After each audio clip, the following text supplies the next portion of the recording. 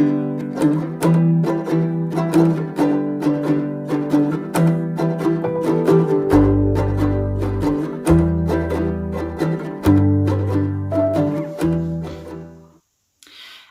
and welcome to episode 16 of the Stitch Create Love podcast. My name is Lyndsey and I'm coming to you from Cheshire in the northwest of the UK, where I live with my husband and our 5-year-old daughter, who you will probably see popping in throughout this episode and who you can probably hear shouting in the background. I will explain everything in a minute. You can find me on Instagram and Ravelry and Etsy as Stitch Create Love, and I will pop links to all of those places in the description box below, as well as popping some details up on the screen for you. Today is Monday the 1st of February 2021. And this is episode 16, and I have wanted to film episode 16 since the beginning of January, but we are in a lockdown here in the UK and schools are not open to pupils that are not vulnerable or who are not the children of key workers. And so I'm homeschooling. I popped up a little mini chatty update last weekend. So if you want to kind of listen to all that kind of chatty ramble and the update about, you know, lockdown and things like that, then you can go and have a look at that, because I don't want to kind of fill this episode with everything that I've already said before. So disclaimer, excuses, apologies, whatever you want to call it before we start. There will be interruptions because Eloise is here and we are homeschooling, and although what our school is doing is really, really good, she's 5 with the best will in the world, she can't do it all unsupervised. She's currently listening to a phonics video lesson in there, and so they're encouraged to kind of shout things at the screen, because the teacher does like a recorded video lesson for them. So if you can hear shouting, that's what that is. This will be filmed in chunks as well, because I'm not able to sit down for an hour or however long this takes all in one go to film. So there will be interruptions. It will be filmed in chunks. I'm probably going to waffle and ramble, but that's the same as always anyway. Yeah, so we'll see how we go. If you are a returning viewer, welcome back. It's lovely to have you here with me again. I know that kind of through October, November, December and January, my filming schedule has not really been that regular, and I really want to try and get back to doing a fortnightly podcast. So I am going to try my best. We've got the start of a new month here and I want to film a little bit more regularly for you. So welcome back. Thank you for sticking around through the erratic filming schedule that has been this channel. Yeah, but it's lovely to have you with me, and do comment underneath the video. It's lovely to hear from you. I love getting all your feedback and interaction, so yeah, thank you for that. And if you are a new viewer, then welcome. It's lovely to have you with me. I know that a few other podcasters have mentioned my podcast recently, and I know that on Instagram a few other people have kind of shared my profile. That how you describe it, really? So if you are new, welcome. It's lovely to have you with me. You will find a chatty, crafty podcast here, where I talk about knitting a lot, crochet a bit, sewing a bit, and other kind of things thrown in there as well. So I think that is all the kind of admin introductory bit out of the way. If I've forgotten anything, you know, it's not the end of the world, is it? But what we are going to talk about today is, I used to do the format of kind of finished objects, works in progress, acquisitions, plans, and that kind of thing. But I don't know, was it halfway through last year or towards the back end of last year, I decided to change the format of the podcast a little bit, because I felt it just kind of, it made it a little bit more varied, and also it meant that I wasn't kind of thinking, oh, I can't film another episode because I haven't finished anything, basically. So what I do now is I talk about projects. So that could be finished things, it could be things that are going on, it could be things that I'm going to make in the future. So projects is under one umbrella. Then I have a section where I do let's talk about, and it's kind of like a talk topic related to our crafts, and today I'm going to talk all about yarn stash. or stash generally actually, not just yarn, fabric stash as well. So stash is our topic for today. I also like to do a bit of sharing the love, and kind of that comes under the umbrella of a news section, I suppose. You know, things that you might like to hear about, that you might like to know about. And then there's also chat and waffle and other, you know, ramblings that go throughout that. If you have been here a while, you will know of old that I like to talk. So, projects first of all. Projects. So, there's not really much of an order to this. I'm talking about quite a few shawls today. But yeah, other than that, there's not really a common theme that goes through here. Where should we go first? Let's go here first. I have a massive pile of project bags at the side of me. My friend Nikki, if you're watching, hi Nikki, she always says that, oh, it's lovely that you normally sit and you have your shelves of project bags at the side of you and it's all so tidy and sorted. It's not today, it's a mess. Shall I show you? Let's see if I can move you around. You see? Just a pile of project bags, a mess, isn't it? So yeah, there we go. So I'll show you what's in here first. Before I do, what I just wanted to say is that at the moment I'm finding that my knitting time is quite limited for obvious reasons. You know, lockdown and homeschooling mainly. What I normally try and do is, for those of you who don't know, I design patterns, knitting patterns, and so what I normally try and do is, in the kind of 6 hours or whatever it is that we have of the school day, I try to spend that as kind of my working day. So I spend as much time as I can either, you know, swatching for designs or knitting up samples or recording a podcast or, you know, anything else that kind of goes along the kind of work side of it, even though it's, you know, it's not really like work, is it, because it's something that I really enjoy. But I tend to spend that time doing my design work, if you like, and things related to that. And then in the evenings, I tend to knit on kind of more personal projects or craft on more personal projects for myself. And obviously at the moment, I'm having to think about what needs to be done. And so what I have found is that I'm spending a lot of my knitting time working on designs because I've got to do that. That's my kind of income, basically. But I have been working on a few personal things as well.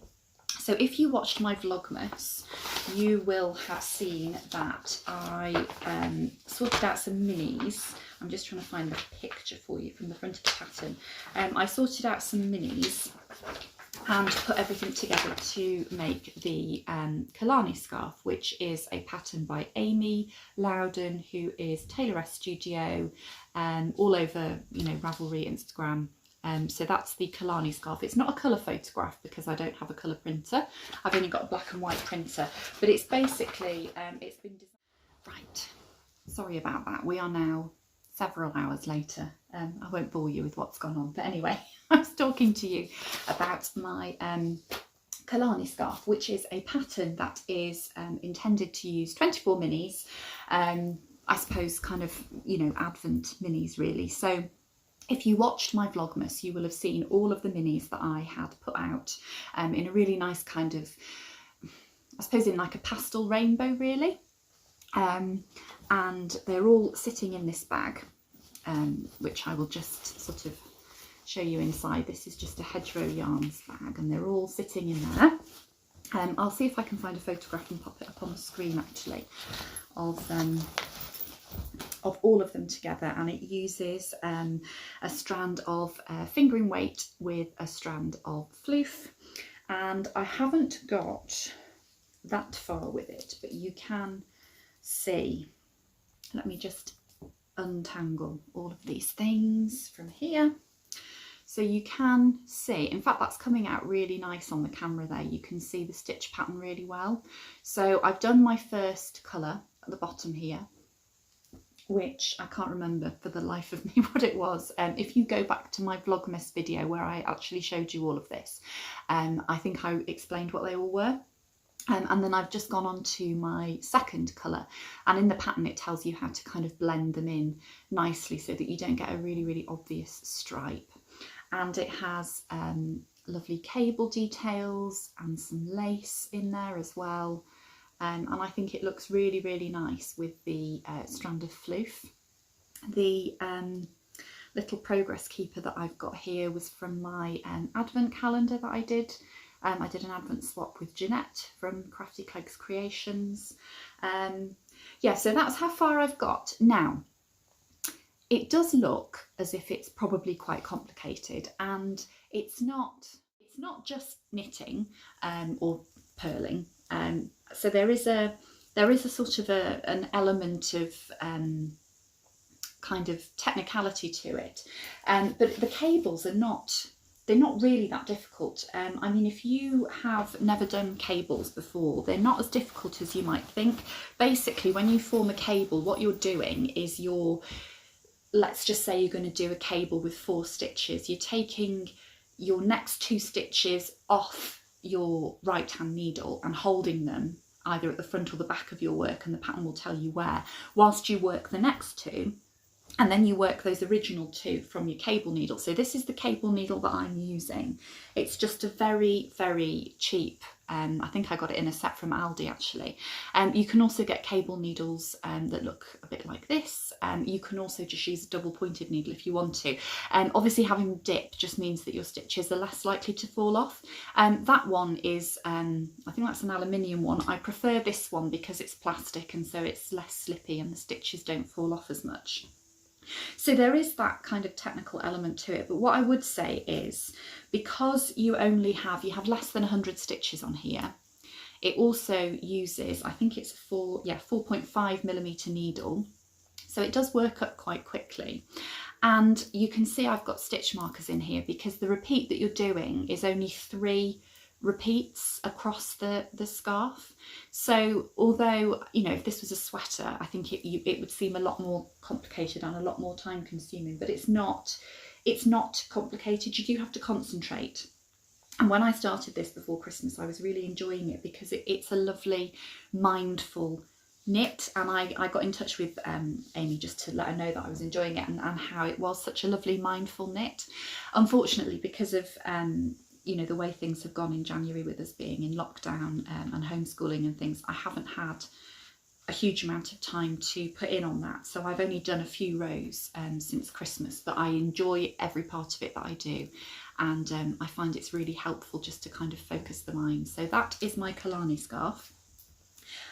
I can't see that being finished anytime soon, but I'm going to enjoy it. And as I say, I've got all these lovely minis in here, and we go on into kind of blues and things. So yeah, if you are particularly interested in what minis I'm using, then if you head over to my Vlogmas episodes, then one of those will tell you the details. Right, I'm just going to put all this back together. So that is my Kalani scarf, which I have really been enjoying, and it's just sitting, because I started it over Christmas, it's sitting in a Christmas bag, which is a bag that I made.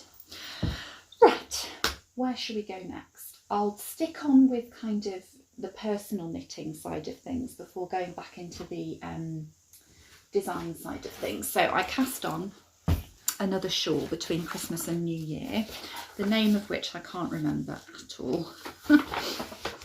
Yeah, here we go. It's the Asana Shawl, and it's a paid for pattern, and it's by Helen Stewart of Curious Handmade. I'm going to say something else about Helen Stewart of Curious Handmade later.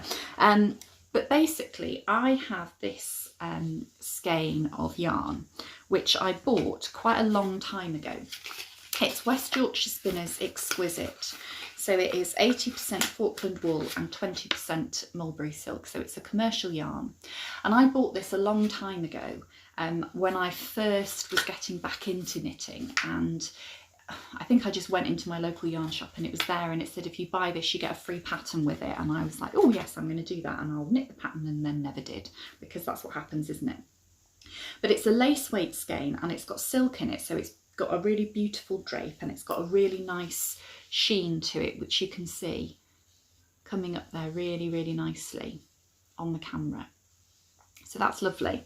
And I wanted to just be able to use it in a project that would only require that one skein, because the only other lace weight yarns that I have are floof or mohair, and so I didn't want to have to be going and buying more to put with this. And I think it's a really lovely colour just on its own. So let me just show you. I haven't got very far. I've actually probably done more than it appears that I've done. So that's going to be the top of the shawl. and it's just garter with some increases thrown in, and you can see what it's going to look like. So we'll do the garter, and then there's some lace, which I think it looks like fir cone lace, but it's on a stocking stitch background. The reason I'm looking at that is because I hadn't actually realised that, and I'm using a fir cone lace pattern in something else that I'm going to show you in a minute. So it will be a little bit more kind of mindful once I get down to the bottom, but I thought that's going to be really nice because it's not going to be huge. I mean, you can see how big it's going to be, but it would be really nice just to be able to pop. Sorry, I thought I had Eloise shouting then. It's going to be really nice just to be able to pop over shoulders kind of in the spring and summer, and with it having the silk in it and just being a little bit more lightweight, I think it's something that perhaps I could dress up a little bit more easily. So that is my Asana shawl, and I'm just looking. I don't have a row counter. Actually, I'm just ticking it off as I go, because there's no detail whatsoever of what's in each row here, but Helen Stewart gives you a table where you can tick off where you're up to and how you're getting on. And that is living in my bag, which was from my Advent, again, my swap with Jeanette. It's got the lovely glittery fabric down there, and then she put a beautiful pin on there, which is very appropriate for me because it's got like a clothes hanger on, and I love my dressmaking. So that is that one. Now I want to show you something else which is upstairs, so I will go and get that in a minute. But the other shawl that I wanted to show you that I have been working on is my Molten Shawl, and again, I haven't done a huge amount on this since Christmas, really, because of the situation that we're in. So this is the Molten Shawl, which is a pattern by Libby Jonson. I'm sorry about all this rustling. Libby Jonson, Truly Myrtle. Let me see if I can cover that up so that I can show you the picture. Again, it's only a black and white picture, but you can see it's got the lace on the bottom, and it's got garter and a few stocking stitch stripes up there. So because I have actually done quite a lot of this, you'll get a better idea of what it's going to look like if I just show you. So this will be the top. Yeah, that is the right side. And what I used for this was I had some minis, some merino, 100% merino singles minis that I've used, sort of, they're not really in a fade, but just kind of striped. So that's going to be really, really nice and warm. It is coming out. The top colour is not coming out quite so well.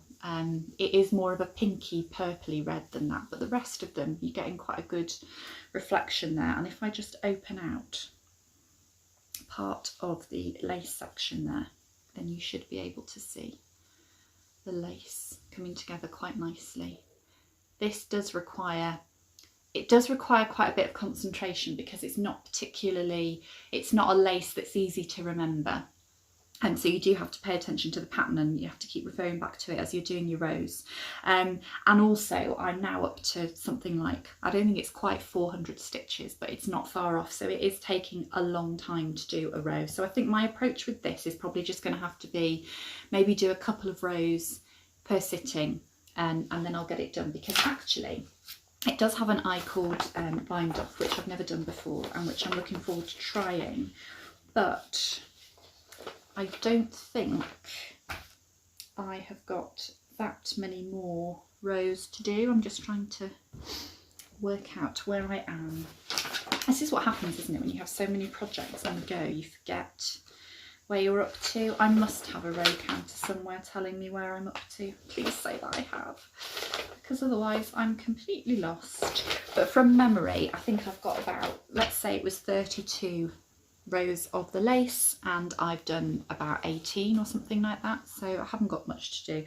Right, I've clearly lost my row counter, so I'll just panic about that another time. Oh no, here it is. Oh, actually I've done 20, so why am I not finishing that off? That's just silly, isn't it? Let me just check. talk amongst yourselves. Border.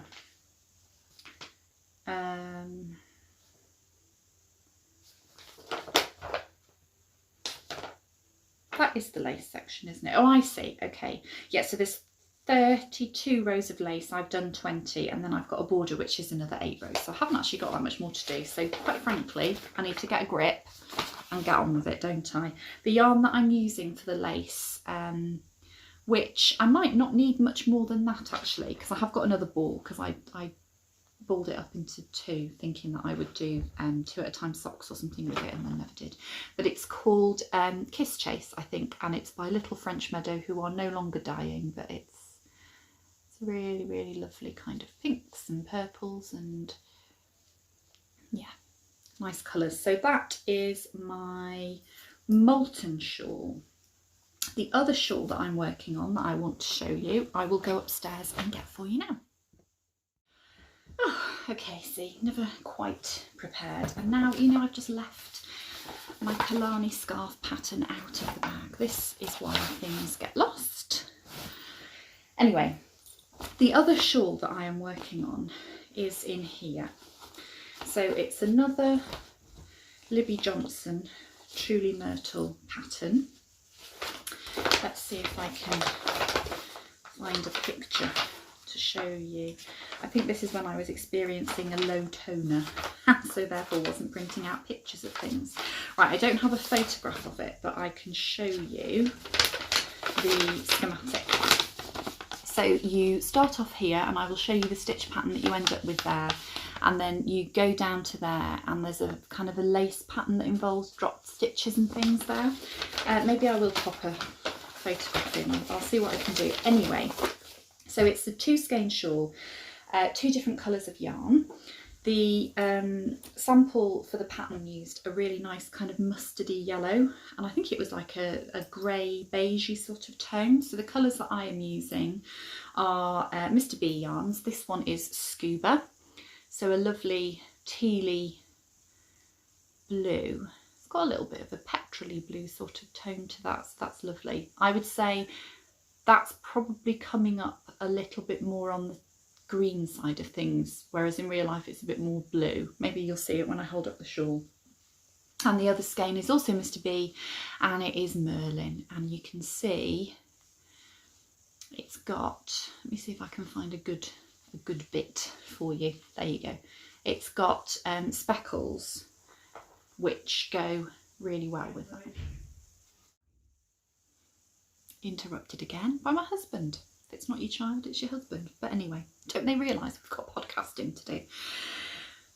Okay, let's just show you this. So I have got quite a bit of progress done on this really. So you start off in your one colour, and then if I hold it further up to the camera, you can see this is all using slip stitches, so it's not complicated, and actually it's really quite fast because you are slipping on some of the rows, you're like slipping every other stitch, so it is quite a quick knit. Now I've kind of hummed and hawed and gone backwards and forwards with this, because one part of me thinks I wish that I'd cast on in this colour, the tealy blue colour, rather than this colour, because I feel like that's got a little bit lost in there somewhere. But I know that when I get to the lace section where you've got dropped stitches and things, that is then going to be the dominant colour, and that is what I wanted really, and I think that's going to make it, that will make the shawl. Plus when it's blocked, I think you are going to get a much better, you know, that colour's going to show up much better once it's blocked. So yeah, that's my Siren song shawl, which actually, although it looks complicated, as I say, it is quite simple really. I don't want to kind of go into too much detail because obviously it is a paid for pattern, but it's not anywhere near as tricky as you would think that it would be. So I'm enjoying that, and I've spoken on here before about my love for kind of truly myrtle patterns and designs, and that is living in my Jeanette bag, another Jeanette bag. How many? Oh no, it was a stitch marker I had from Jeanette first, and yes, so this is another Jeanette bag. This is one that I bought from her shop. It's got Olaf from Frozen on it. So that is the kind of the shawls for me that I am working on. And I have another shawl which will be for me, but this is going to be a pattern design which will be released hopefully sometime soon. Do you know, I said at the start that I didn't, my knitting time is limited and I haven't got the time to kind of commit to design work as I would have had. And I was going to mention actually to you this, so this is my Spring is in the Air Cowl. If you watched my last episode you will have seen it, and I'll just pop it on for you. This was released on Friday. It's a little bit more snug around the neck than, can you see, just keeps everything a little bit warmer, and I've been really enjoying wearing that. My test knitters chose so many lovely colours for this, and it looks so different depending on the colours that you choose, and one of my testers also did it in a single skein, which looks really lovely as well. The motif is one that I designed, and it's a heart. Although if you decide to do it this way, I suppose it looks a little bit like spring leaves or autumn leaves, but make of it what you will. And actually, a lovely lady called Tracy who watches the podcast and who we've done a swap before, and she's a really lovely lady. She said that she thought if you turned it that way up, it looked a little bit like houses, which could be, you know, a signal representative, God, I can't think of my words, which could be representative of communities, which are all, you know, communities are such an important thing at the moment because of the times that we're living in, and I hadn't thought about that. So yeah, this can be what you will. Anyway, that was released on Friday. It's available on Ravelry and Etsy, and it's been really hard to get that pattern out into the world because of the fact that I'm homeschooling and we're in a lockdown, and I just don't have the time to commit to my work as I normally would. And I thought about this, whether I was going to say it or not, and I am going to say it, but it wasn't as successful as I had hoped that it would be when it was launched. And you know, that's fine, because once you put a pattern out there, it's there forever until you decide to put it down. So people can, you know, they can purchase it on the day it's launched, the week after, the year after, it's always there. And so that work has been done, and it's, you know, it's always going to sit there. But I think just, you know, under normal circumstances, I probably would have just thought, okay, fine, you know, onwards and upwards, let's get on with the next design. But because my time is not, it's not there, my time, I don't have the time available to commit to my work in the way that I usually would. It was a bit disappointing, really. And I, like I say, I thought about whether to say that or not. But the reason that I'm saying it is because one thing I've always tried to be on this podcast is honest. And it's very easy to put on a podcast and watch whoever's sitting there talking about their crafts and think that we all just live in this lovely bubble where everything is wonderful and everything we ever put out into the world is successful and we never get any negativity. And that's not true. And so Friday wasn't the best. And you know, I know a few other podcasters have said recently that they've had negative comments, and you know, people have been a little bit unpleasant, and I did have some of that towards the end of last year, and I didn't really go into it on the podcast at the time because I don't know why I didn't really. I suppose I just didn't see the need to, but yeah, it's not always as kind of shiny and rosy as it looks, and I'm not moaning or complaining, but I just want to tell you that, you know, we struggle as well. And you know, to be honest, if you're watching a podcast and you know you don't like something in it or you don't agree with something in it, that's fine, because if we put ourselves out there and we put our makes or our designs or whatever it is that we put out there into this community, you've got to expect that people are going to have their opinions about it, and that's fine. But you know, I watch a lot of podcasts, people who I now count as friends and people who I don't really know, and I've never met, but feel that I know. And I can't honestly say that I would ever deliberately write a comment that I thought was going to upset somebody, because there's just no point. And I think that's actually the way that you've got to look at these things. This has turned into a massive tangent that I wasn't supposed to be going off on. But yeah, I think basically what I'm trying to say is things don't always go as you might think. We do have negativity, and we do release patterns which are not successful in the way that we hope that they would. There endeth that ramble. Let me show you my next design. So I have wanted to design a shawl for a little while. I was designing a shawl, or I started designing a shawl during Vlogmas, and I've parked that for a little bit because I didn't like the way that it was working up as I went on with it. So I have another idea going on there, but I haven't quite worked out how it's going to be yet. So I have cast on another shawl, which I will show you. And this one, what I'm going for on this one is I'm going for kind of a bit of an ethereal, mystical, misty kind of forest vibe. And one thing that I find with shawls is I am terrible, and the Molten Shawl is a really good demonstration of this.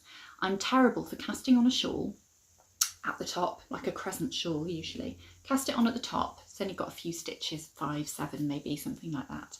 And then you increase out, and it's usually garter or stockinette, and so it all really comes together nice and quickly. And then I get to the bottom, which is where the lace is going to be, and then it sits in a bag for months because I don't seem to be able to find the time or the concentration or whatever it is to do the lace. So what I've done is I've cast on the bottom before I cast on the top, for 2 reasons. Firstly, because as I say, I do struggle with getting the lace finished, and I think, well, if you get it out of the way first, at least you've done that. And when you've got that excitement and that kind of motivation at the start of a project, then you can put it into the bit that requires the most concentration and the most energy. But also because the stitch pattern that I am using, it's a fir cone lace, and it gives you this really nice scalloped edging, which I think is going to add really nicely to the design, and I haven't had to do anything complicated to get that. Usually if you want something like that, you have to do like a picot bind off, or it's a little bit more complicated than just binding off in the normal way, basically. So first of all, I want to show you the yarns that I'm going to be using in it. So I'm not sure that the best way to show you this is actually, it's not coming through. Actually, no, it's not too bad. So this is the yarn that I've chosen for the lace, which is by one of my absolute favourite yarn dyers, lovely Claire, who is Mr. and Mrs. Rabbit Yarns, who I've talked about on here before. And this colourway is Misty Morning. It's 80% wool blend of Polwarth, I struggle to say that, and Corriedale, and 20% nylon. And if I just bring that up there, you can see it's coming out a little bit brighter there. It's like a sort of a creamy, let's see if I can, no, not really. It's like a sort of it's a very difficult colour to describe. It is like a misty morning. It's got creamy yellows in it. It's got sort of beigey, pinky browns and greens in it. It is a beautiful, beautiful colourway. And as I knit up more of the lace, I'm sure that it will show up much better. I mean, you can sort of see it there. It just reminds me of like the forest floor. And you know, if you looked up into the trees in the forest, the kind of the dappled light that would come through from the leaves, I think it's really, really beautiful. So my plan is that that's going to be the lace. Oh, see, row counters just dropping off everywhere again. Anyway, never mind. The lace is going to be all along the bottom of the shawl, and then I'm also going to, so I'm trying to think about the best way to explain it to you. So the lace is going to be on the bottom, and then on the top I'm going to have this yarn, which is by Becky from Back to Blighty. Might help if it was the right way up. And this is called the Lady of Shalott, and this is 80% BFL, 20% nylon. So this has got quite a high twist on it. And you can see that you've got some of the similar tones in there. And I think what I'm going to do with this is I might do a sort of a garter and a stockinette kind of striped, kind of textured design. But what I thought went really well with both of them was this pink.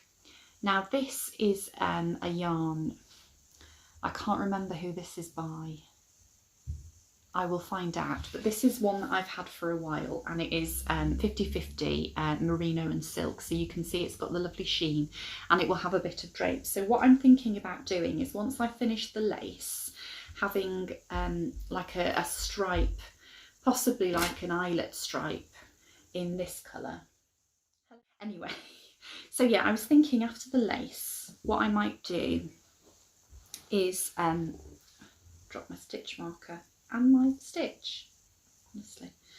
What I might do after the lace is have a stripe in this, sort of like an eyelet stripe, because I really think the sheen on this would be lovely, and it will just give an extra element of light in terms of how the light might appear in the forest or something like that.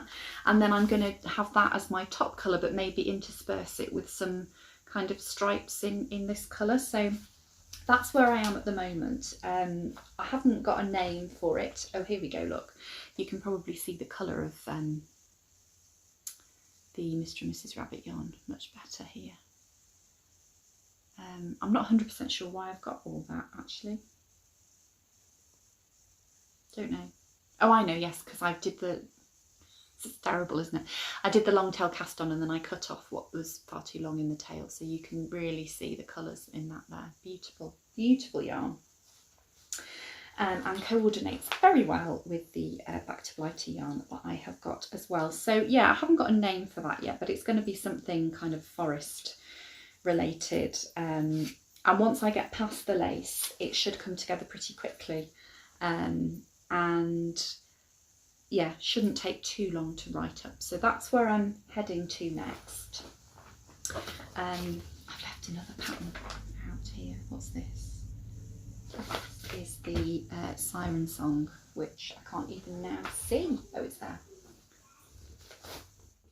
Everything away. Now, I showed you on my last kind of chatty episode that I am working on a bit of a sweater design. Now, this is the one that I have been working on, and it is a yoked sweater, and I have just split for the sleeves, so you can see that there, and I am still going to continue on with this, but I don't think that that is going to be the first sweater pattern that I release, because I think the grading of that will be a little bit complicated, because the stitch pattern is here, which is where all of the shaping is going to be for the design. So I think it'll be relatively easy to do it for me to wear in my size, but I think it might be a little bit more difficult to size down.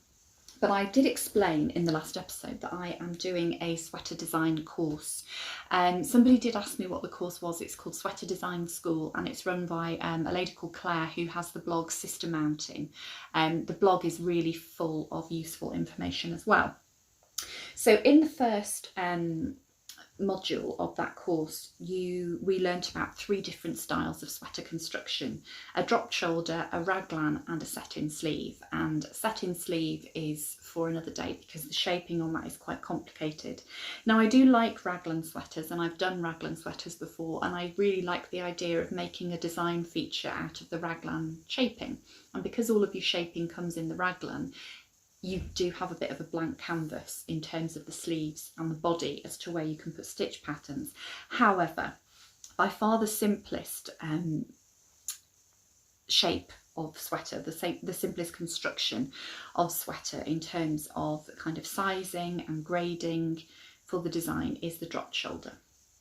So what we were encouraged to do for our homework for the first module was to knit a mini sweater using the construction method that we are going to be using for our first design. So we were given mini patterns, and I decided to do the mini dropped shoulder. Now I haven't put the neckband on yet, I've still got to pick up stitches for the neckband, but I've done everything else. So I think this is the construction that I am going to go with for my first pattern design. I've just used Drops Flora because I had some left over. Sorry, I just had a notification on my phone. So you can see actually you've got the nice little halo there because it's got an alpaca content to it. But this was a really useful exercise for a number of reasons.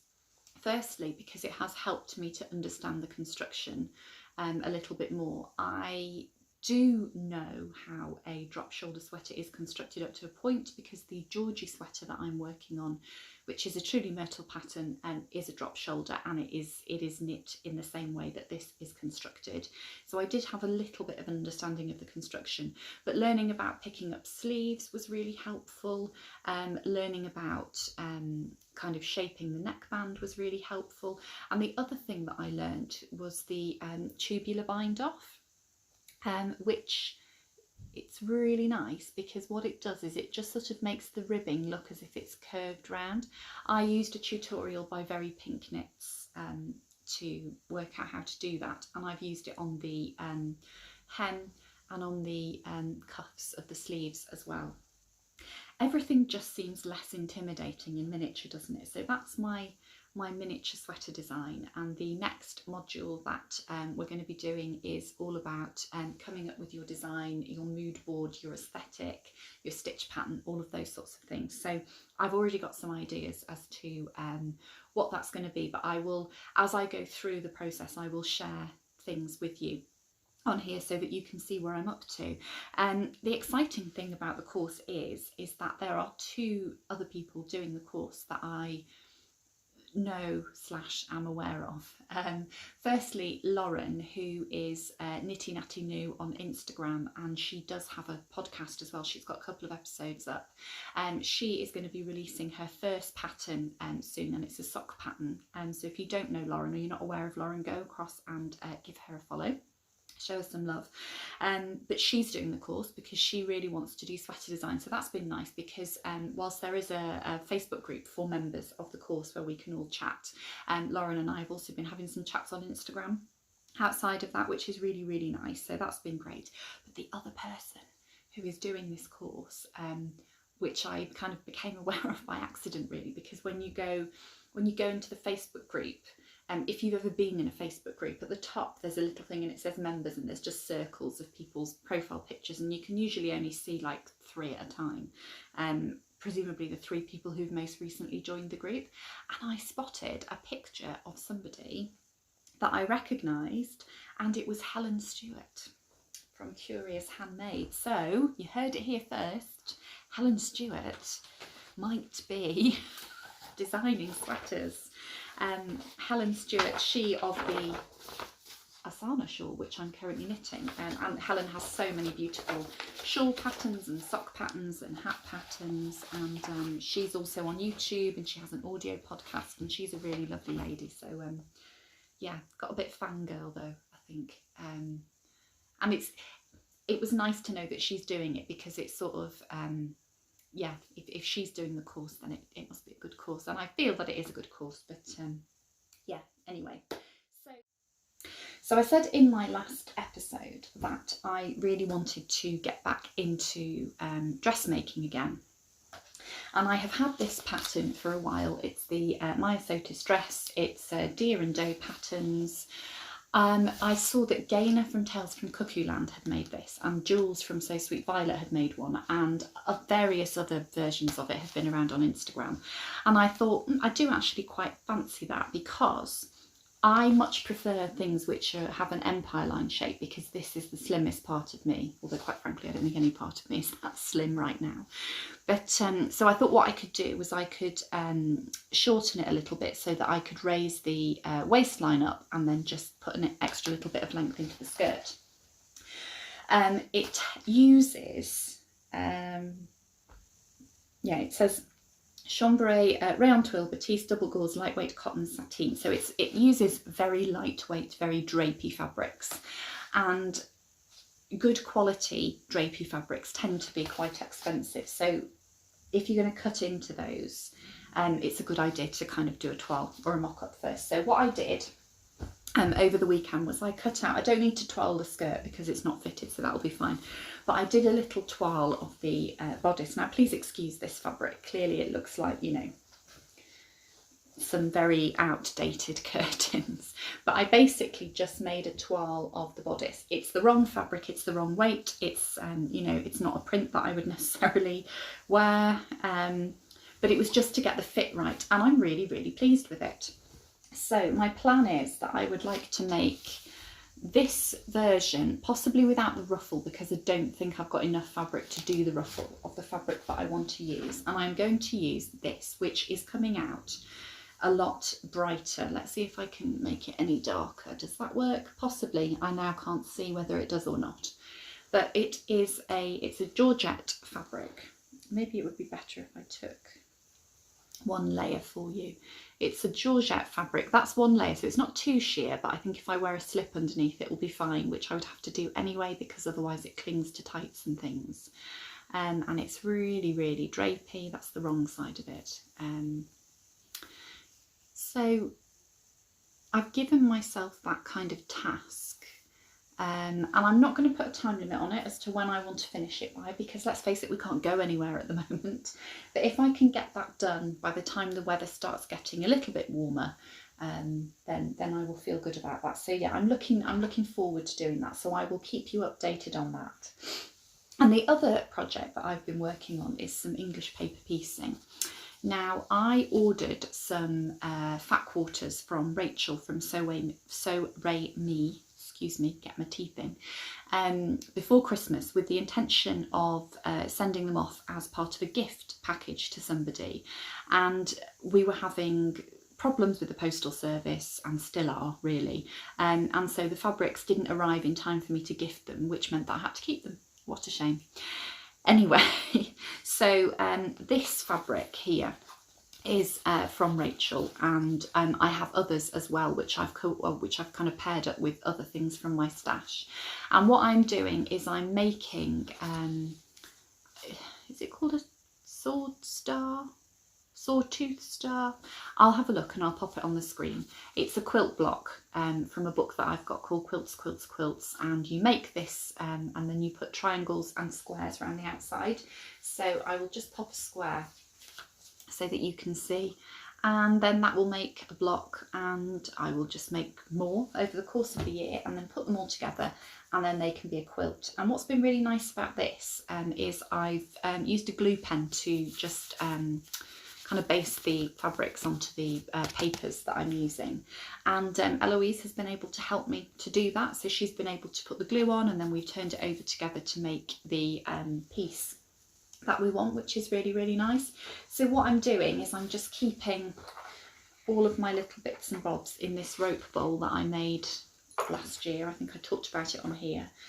So I'm just kind of sitting that. I've got a pin cushion and a needle and some thread, and I've got my little snippy scissors, which are in the other room because I was using them for my toiling at the weekend, and I've got my little clips just to clip together while I'm sewing, and I'm just doing little bits really, as and when, and I think that'll be a really nice kind of slow project that builds up over the months really.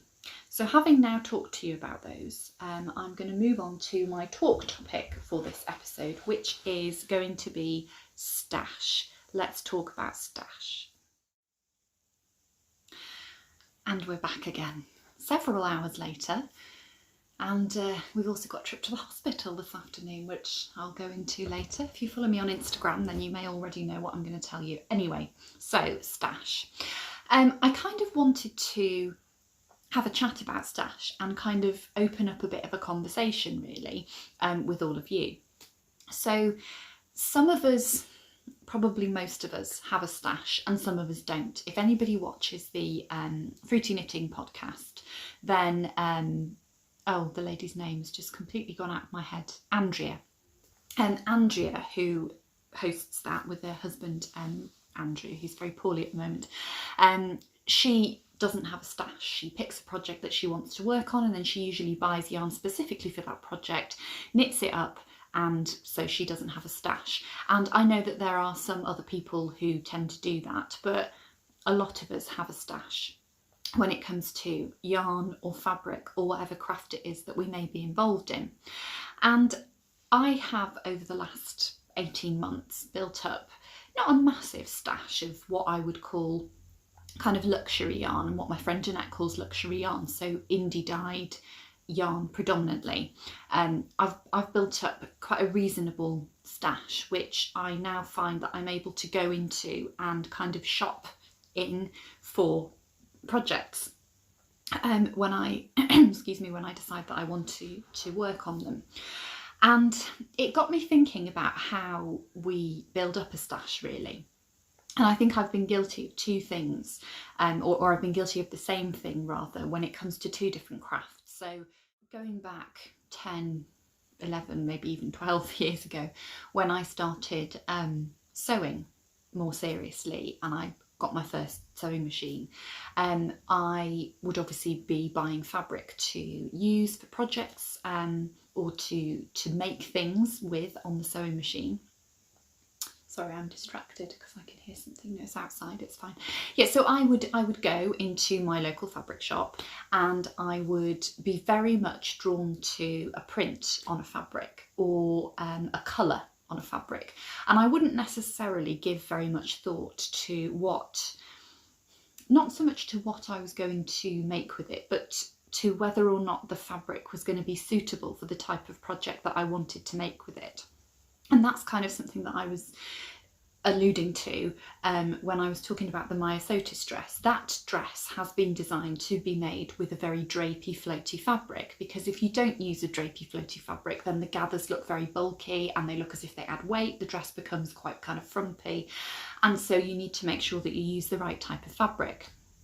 And I did that very, very much with fabric when I first started. So I've ended up with, you know, either really heavyweight cottons that are not suitable for the kind of patterns that I wanted to make, or maybe fabrics which are made of things that are not really terribly nice to wash and care for, things that the iron tends to burn holes in, and then you end up with a gummed up iron and it's horrible. And I did that with fabric for a long time. And as I got more and more, excuse me, as I got more and more into my sewing and more experience with my sewing and my dressmaking, I have become much more aware of what fabric is going to work for particular projects. And so when I go and buy fabric now, whether I think it's beautiful or not, I will not buy fabric unless I know that I've got enough of it to make a project. You know, if I want to make a dress that I'm going to wear, usually I'm looking at around 3 to 3.5 meters of fabric. So there's no point me buying fabric that is less than that, because I'm not going to use it, because it's not going to be enough for me to make anything out of. And I will also spend a lot more time looking at the fabric, feeling the fabric, thinking about how the fabric moves. Is it too kind of sheer to be used for a particular project? What's the quality of it like? Because if you get those fabrics home, and then they turn out to not be suitable, they're basically just sitting in a cupboard. I've got a big double wardrobe in my husband's office, which is full of craft stuff, and I have shelves in there that have got lots of fabric in. And so I try not to buy fabric unless it's for a specific project. So I have a specific pattern in mind that I am going to make up in that particular fabric, or unless it's a fabric type that I know can be used for the type of projects that I like to make, and there's enough of it for me to be able to make those projects, so 3.5 meters of it. And as a consequence, I buy a lot less fabric these days. I have ordered some fabric recently to make some dresses, and that will hopefully arrive for me to show you on the next episode. So that's how my fabric stash built up, and I did end up with a lot of fabric that was completely unsuitable, and it's fine because I've used it for toiling and things like that, but I've probably spent a lot of money. I haven't wasted a lot of money, but I've probably spent a lot of money on things that I perhaps could have better invested elsewhere. And then when I started knitting again, I kind of did the same thing, so clearly hadn't learnt a lesson. But when you reflect on these things, that's what happens, isn't it? So in terms of yarn generally, I would go and I would buy things that were a bargain. I bought a lot of acrylic yarn. I still love acrylic yarn. I still use acrylic yarn. Definitely there is a place for it within a stash. But you know, I would buy the oddball here and there without really thinking, okay, if I'm going to make a cardigan or a sweater or a hat or whatever it is I'm going to make, you know, what am I actually going to use that for? And again, I was drawn to colour and things like that. As things have gone on, I am trying to be a little bit more considered about what I'm buying. Now, I do have plenty of yarn. I don't need any more yarn, but I'm not going to say that I'm not going to buy more yarn because, you know, it's nice to support businesses and dyers. As I'm going through my design journey, I'm very inspired by different dyers' work. And so, you know, I'm not going to say that I'm not going to buy more yarn, but what I am trying to do is, rather than saying I'm not going to buy that yarn unless I have a specific project in mind for it, what I'm trying to think is I'm not going to buy that yarn unless A, I have a specific project in mind for it, or B, it goes with something else that I've already got in my stash, or C, it's enough yarn, or it is yarn that I think I could confidently use in a particular type of project, and that tends to be for shawls and things. So I thought I would show you just a couple of things from my stash to kind of demonstrate that. And I wanted to put it out there to you really. How have you built up your stash? Do you have a stash? Do you not have a stash? Do you, you know, just tell me about your stash basically. And I'm going to put, I'm going to get an Instagram hashtag, which I will put up on the screen.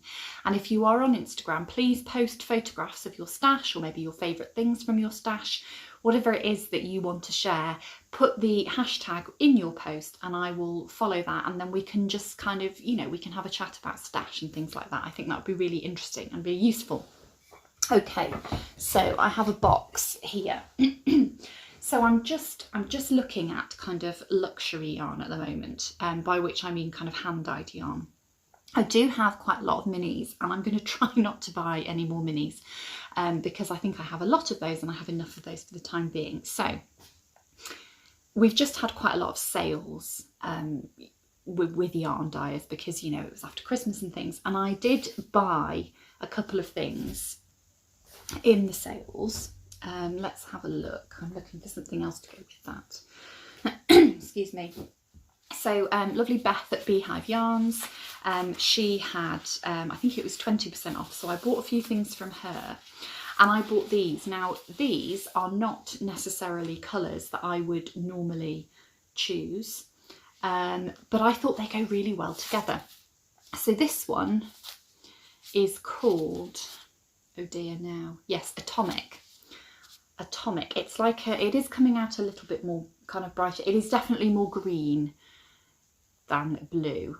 And then also this one, which is called Pretty Vacant. Now this is on a 100% superwash merino singles base, and this one is a sock yarn. I don't know why I'm looking at that. The sticker's not on the back, but it is a sock yarn. I think it's 75-25. So they're both fingering weight yarn. And I thought they go really well together. And what I thought I might do is have a go at doing some kind of mosaic knitting, so colour work that involves slip stitches, and maybe come up with a pattern with those. Or, let's be honest, you could just stripe them, couldn't you? You could do garter stripes, you could do stockinette stripes. So I bought those because I thought they go well together, and I have a specific type of project in mind for those. So that was those. Where shall we go next? These, okay, this is quite good. So I bought these from Mr. and Mrs. Rabbit Yarns a little while ago, because I love the colour, and they were also in the sale, and you know, you can see by the projects that I've shown you today that these are colours that I love. This is turquoise flecked with picot speckles, and it is 85% extra fine superwash merino, 15% nylon, so it's a high twist sock yarn. And then I bought some yarn from Shannon at Blue Fern Yarns a little while ago. I bought something for a present, and then I bought these two, which is the colourway Mint Kisses, because I already had those and I thought they went well together, and I was thinking again of striping. So you know, I already have these, so I was a little bit more considered about buying those to go with it. And then the other thing that I've got here, now this was a gift from my lovely friend Kathy, who has the Whatnot podcast. This is absolutely beautiful. It's Suri Silk Cloud, so it's 74% Suri alpaca, 26% silk. Oh, it's just, it is basically floof. And Kathy has dyed it. She hasn't put a colourway on it. I think Kathy tends to dye things more as a kind of one of a kind, but it's just absolutely beautiful. And then there was another sale, Woolly Goodness Yarns, and I bought this, which is not coming out as true at all on there. It looks cream. It's definitely yellow. And I bought that to hold with this because I think that what that will do is it will be a really nice base to really show off these colours. So they're destined to be used together. So that's how I'm curating my stash at the moment, I suppose. And I think I do think of things slightly differently now that I'm doing pattern design work, because you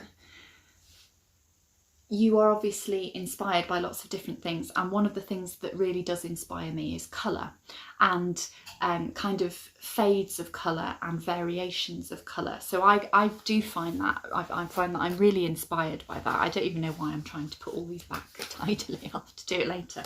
But I am very inspired by colour, and I'm very inspired by yarn. So I think it does make me shop in a slightly different way. But it's also, I think I really am starting to appreciate a lot more the art and the skill and the real talent involved in yarn dyeing, because to be able to dye something up where the colours work in the right way together, yeah, it is a really, it's a really big talent to be able to do that.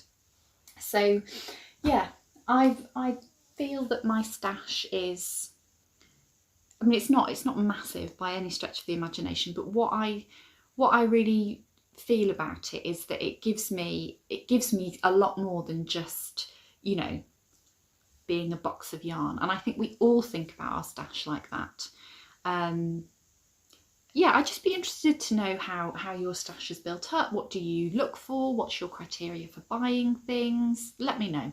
As I say, I will get a hashtag set up. I don't want to say what it is because I haven't checked whether it's available yet, but I will put it on the screen, and I'll also put a post up on Instagram for you as well. So yeah, tell me all about your stash. No interruption there, but I just had to tidy up the yarn. It was far too distracting sitting here and trying to talk to you whilst the yarn was hanging around. So let's move on to sharing the love. So I want to do two things in sharing the love today. I want to share the love for a dyer, although to be honest, I'm always sharing the love for dyers every time I show you their yarn, but I've got something to show you. It's an acquisition, so I thought I would pop it into this section, and I would also like some advice. And I also want to share some podcasters with you. I'll explain that when I get to that. Anyway, so I think I mentioned in my chatty episode that I had signed up to Helen from Giddy Yarns Marvellous Monthly Minis Club. I thought it was called the Blanket Club, but it really isn't. And I clearly didn't know what I was talking about. So Helen, Giddy Yarns, I've talked about Helen before. Helen is lovely. And she's a very, very talented dyer. So there are various different options that you can choose with the Minis Club. And I've gone for the 5-10 gram minis because I think it's just something nice. Now we'll have rustling that you can. It's like a little treat, isn't it, every month for yourself. So I bought a 3-month subscription worth, and my first box arrived at the weekend. So if you have signed up to the Marvellous Monthly Minis Club from Helen at Giddy Yarns and you haven't received yours yet and you don't want to spoil the surprise, then look away now. So these are the minis that I have received for this month.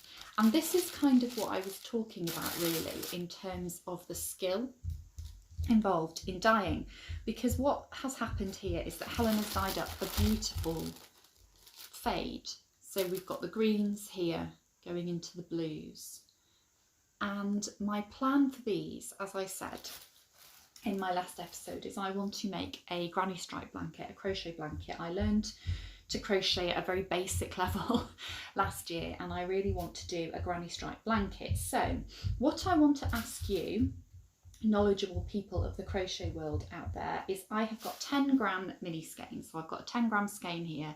It's fingering weight yarn. If I want to get a blanket that is a reasonable size, so it might fit on a single bed possibly, or that is a reasonable size to be able to sit kind of, you know, underneath it and it be of use rather than just looking beautiful, because that's always going to be the case. Even if I only end up getting, like, you know, one row per colour, I don't mind. But what size hook should I use, and how many should I be chaining to start off with, please? I've had a little look online, and I probably could do the maths to work it out, but if somebody can just tell me the answer, it'd be a lot easier, please. Thank you. So yeah, what size of hook should I use? I think possibly maybe a 3mm hook or a 3.25mm hook. I don't know what I'm talking about. Please help me. Yeah, and how many should I chain to start with, please? Thank you, if you don't mind. Yeah, so let me know. So that is my sharing the love for Helen. And then the other sharing the love that I wanted to do is I wanted to tell you about some podcasters, some who you may know and some who you may not know, because there are a lot of podcasts and podcasters out there these days. And, you know, we're all different, we all prefer different people, but I very much feel, and this comes from my personal experience as well, if you are a new podcaster, no matter how good or how much to somebody's taste you may or may not be, unless people know about you, then you're never going to be able to get out there and reach the audience that you want to reach and be able to share and be involved in the community that you want to be involved in. So if you are a podcaster, if you have a podcast, please tell me, please let me know in the comments, please get in touch with me on Instagram, and I will endeavour to go over to your podcast and I will endeavour to share your podcast with other people. So first of all, I want to share the love for two people who I think I've mentioned before, and you know, who you may already be aware of, but Jeanette from Crafty Clegg's Creations, she has a podcast on YouTube, and she also has an Etsy shop and various different things which you will find out about if you go over to her podcast. But if you don't already watch Jeanette, please go over and have a look. She is, I'm not sure what Eloise is doing in there. She's shouting her head off. Jeanette is a fellow Northern girl, and she is just, yeah, she's lovely to watch. She's fun, she's passionate about all of her crafts, and she makes some really lovely things. And she's also a very, very dear friend to me. So go and check out Jeanette. Another lady that I have talked about before is Karen from Stitches and Jacks. Again, she's a kind of a Northwest girl. She's not been podcasting for very long. Her podcast is Stitches and Jacks. She does all manner of crafts, and she always has lovely stories to tell behind everything that she makes. So please do go and check Karen out as well. And the other lady that I've mentioned before is Dawn from Dawn's Days. Dawn has a channel which has vlogs and a podcast on. So if you are not somebody that enjoys watching vlogs, she does do a podcast as well. And, you know, if that's all you want to watch, that's fine, but you can still subscribe to the channel and you can just pick and choose what you want to watch. So Dawn is into her crochet and her knitting, and she's got a lovely doll's house that she's renovating at the moment. So go and have a look at Dawn. A new lady that is podcasting. That doesn't sound very nice. A new lady who is podcasting. She is another very, very good friend of mine, and her name is Ruth, and she has the Ruth Loves to Knit podcast. She's an Irish lady who is living in Devon. She's got 2 children. She's homeschooling at the moment. She is a fantastic knitter. She knits so fast. She's test knitted for me, and I'm hoping that she's going to test knit my sweater pattern for me as and when it becomes an actual thing instead of just an idea in my head. But she's just, yeah, she's another lovely lady, and she's got so many wonderful projects to talk to you about, and she's such a kind friend as well to me. So go and have a look at Ruth, go and check her out if you are looking for somebody new to watch. Another lady that I have become aware of recently is a lady called Suzanne. I'm pretty sure her name is Suzanne. Now I've said that. Anyway, her podcast is The Kitchen Knitter, and she's not been podcasting very long. I think she's done about 4 episodes. And she's just a very nice, kind of calming, lovely lady who it's just nice to sit and spend a bit of time with. So she is The Kitchen Knitter. If you want to pop over excuse me, and have a look at her podcast. Somebody else that I've mentioned before is Shannon from Blue Fern Yarns. Do you know what she's doing in there? She's singing Christmas songs along to her DVD of her school Christmas performance. That was recorded in school for us all to see at home, because obviously we couldn't go into school because of COVID. So that's what she's currently doing. Rocking around the Christmas tree in February. I'm pretty sure that's bad luck, but yeah, things probably couldn't get much worse at the moment, could they, in terms of luck and COVID, etc. Anyway, back to the point. Shannon from Blue Fern Yarns, she is a yarn dyer. She also has a podcast, and she has started pattern designing as well. So yeah, go and check Shannon out. I'll pop links to all these people in the description box below. I've got quite a lot today because I just thought, you know, it's first podcast of the new year, even though it's in February. It would just be nice to share the love for all of these people. So that's Shannon from Blue Fern Yarns. I haven't got my notes here, and this shows why I should have my notes, because I can't remember who else I was going to tell you about. Angela from Knitting on the Farm. Angela is again just a really lovely, kind friend, and she has the Knitting on the Farm podcast, and she's very, again, calming, soothing, just lovely to listen to. So go and have a look at Angela. Who else has a podcast that I have watched recently? I can't think. I've spoken to you about my friend Kathy before. Kathy from the Whatnot podcast is a lovely lady from Australia, and she has had a month off podcasting, but she's back now that it's February, so I'm really looking forward to catching up with Kathy again.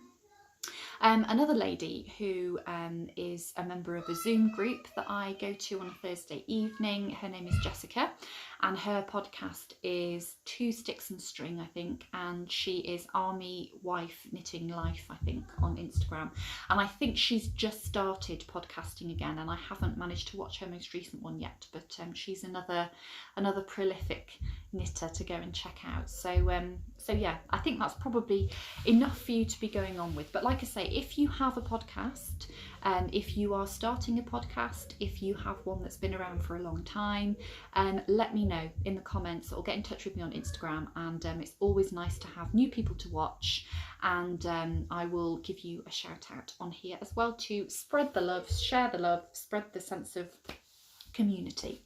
So we've done projects, we've done let's talk about, and we've done sharing the love. So now I get to blather on about anything I like, really, which is basically what's happened for the whole episode.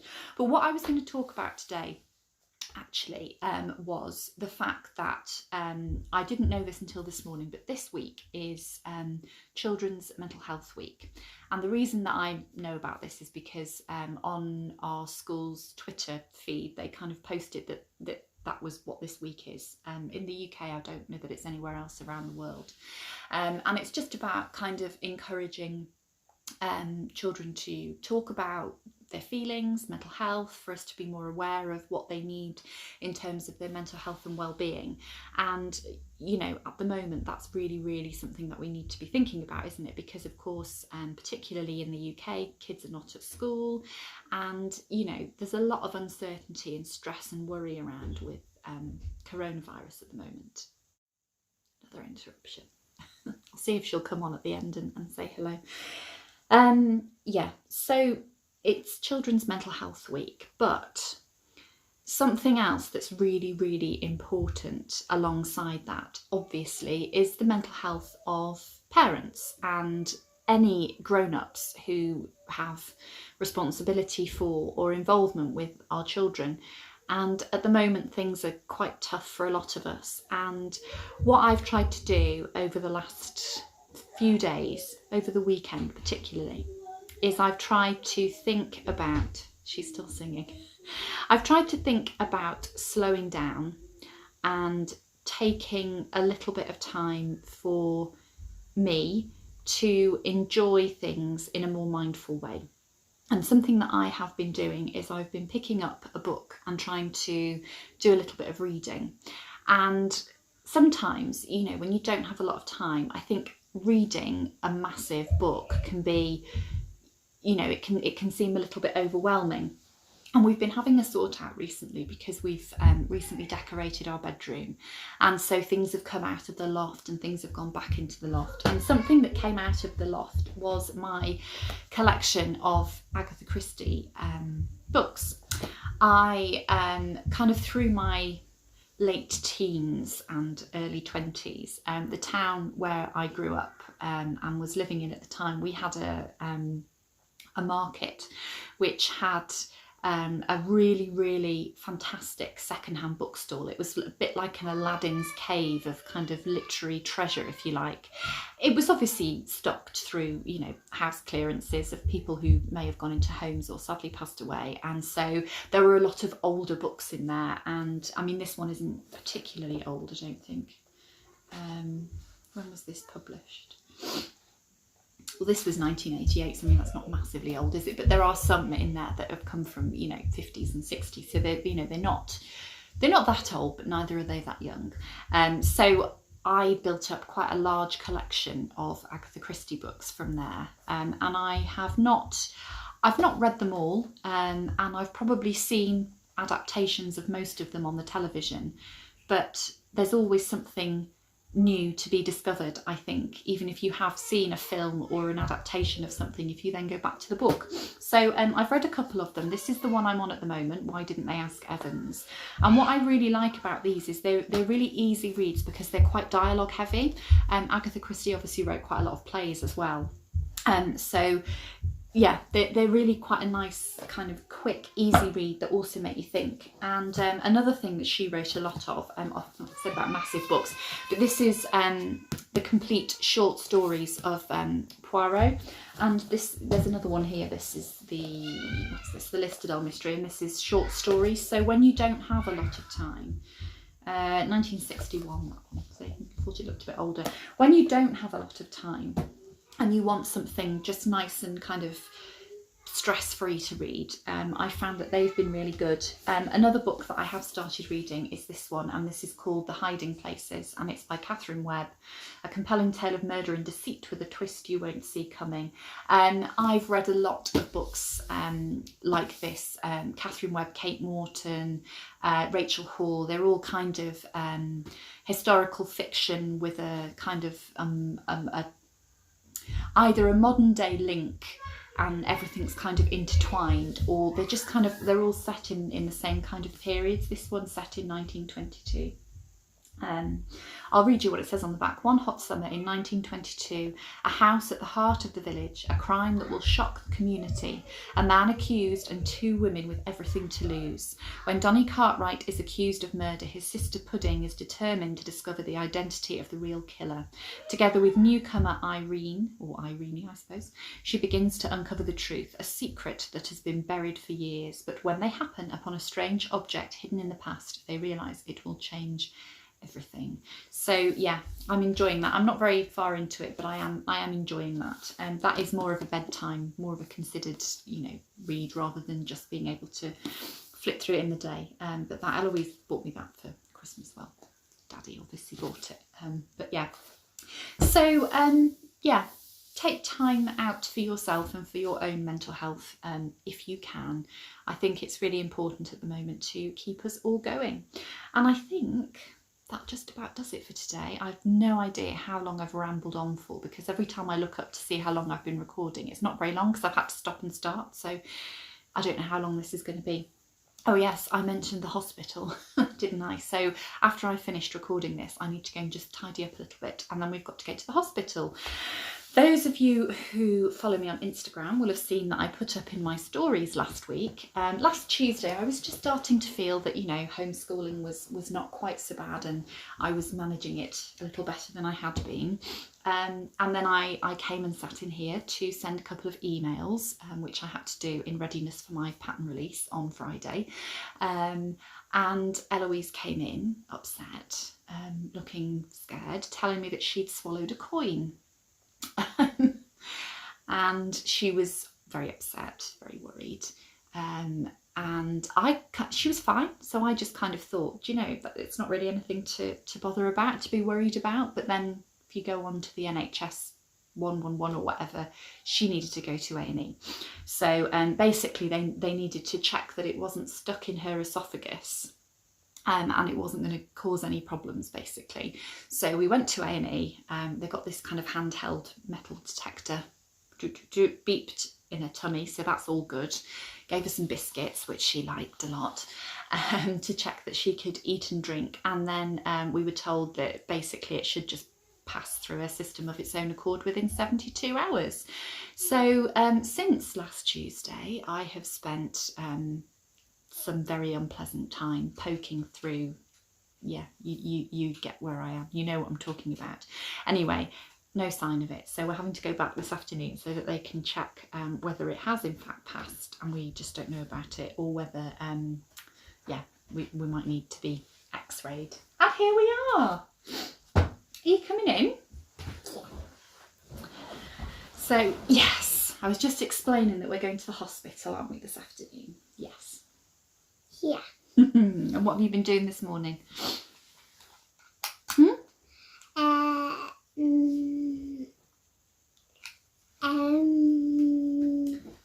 you know, I'm obviously not that good. Crafting? Crafting, okay. I was going to say I'm obviously not that good at homeschooling if you can't even remember what we've done this morning. What sound did we learn today? In phonics. R. R. What letters make R? Good girl. I've forgotten how to spell. I've started spelling everything phonetically because we have to segment all of our words, don't we? Yeah. Before we write them down. And what are we learning about this week in school? What's our topic for the week? I'm not really doing that good a job, am I? Chat.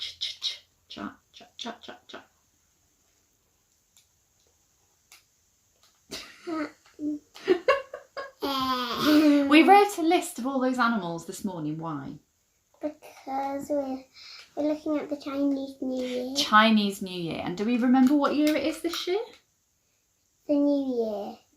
Yes, which animal? Can you remember? A rat. No. Begins with an O. Ox. The ox, apparently. It's the year of the ox. At least that's what your teacher told us.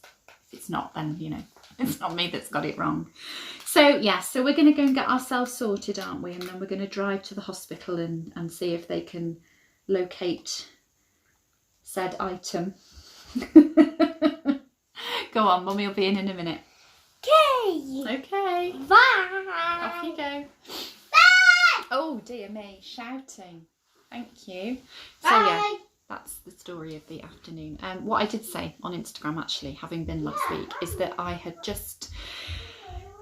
I'm very lucky, touch wood. I'm not somebody that's ever had to deal much with, you know, the NHS because I'm, you know, healthy. And so, you know, when I had Eloise, I had to obviously go into hospital then. But, you know, we don't have that much to do with doctors and the NHS. And obviously I did last week and I am again today. And it's just been so fantastic. I think we underestimate what a difficult job these people are doing.